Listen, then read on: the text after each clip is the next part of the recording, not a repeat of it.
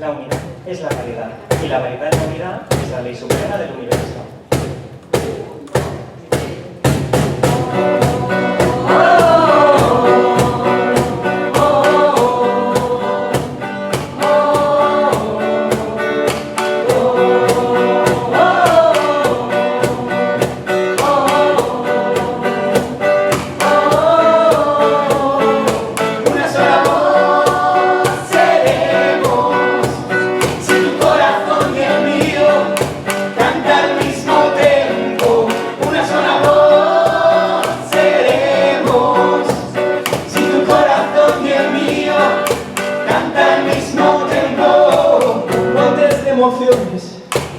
Puentes de canciones, uno puede ser la soledad, un conjunto de corazones, en el canto sincero, porque las heridas son un coro pleno, hacen que seamos una voz que mueva el mundo entero, una sola voz seremos, si tu corazón y el mío cantan al mismo tiempo, una sola voz.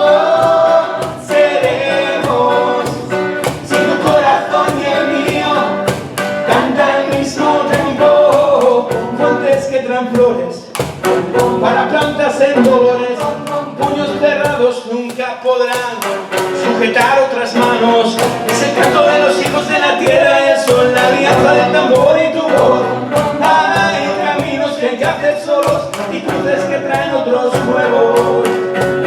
Buenos Aires abre la boca y te besa el corazón.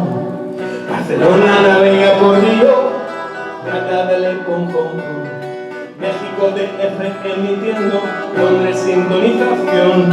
Dame la mano, sé tú mismo, somos un tambor y una voz.